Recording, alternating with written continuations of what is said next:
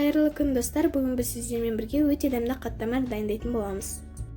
Қаттама нан ашытып дайындау үшін 1 сағатқа бетін жауып қоямыз.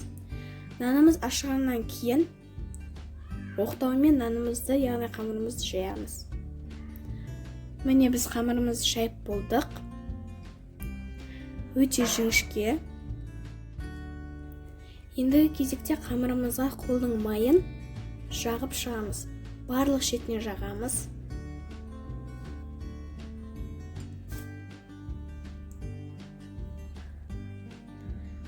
Міне біз нанымызға, яғни қамырымызға барлық майды жағып болдық. Енді кезекте қамырымызды рулет секілді орайтын боламыз.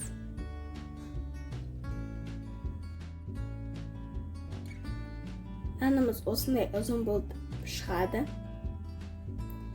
Ендігі кезекте ыдысымызға осы қамырымызды салып, холодильникке, яғни тоңазытқышқа жарты сағатқа ішіндегі майы қату үшін салып қоямыз.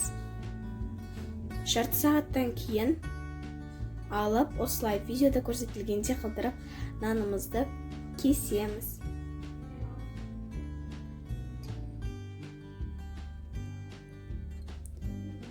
Барлық бөлгендерімізді осылай дөңгелектеп қойып шығамыз.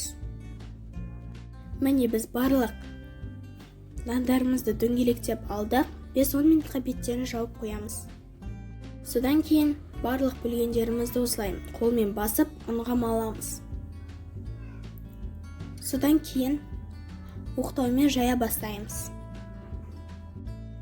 Табаларыңыздың диаметрі қанша сантиметр, соған сай қылдырып нанымызды, яғни қаттамамыздың нанын жаямыз. Біз табамызды қыздырған кезде оған ешқандай май қоспай қаттамамызды пісіре бастаймыз.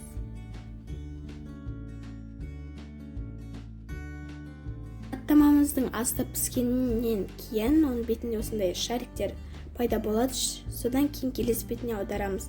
Асты осылай піссе, үсті тура осылай піседі. Барлығын осылай пісіріп отырамыз. Міне біздің қаттамаларымыз осылай пісті. Егер бұл видео сіздерге ұнаса, лайк басып, комментарий қалдырып, подписаться етуді ұмытпаймыз.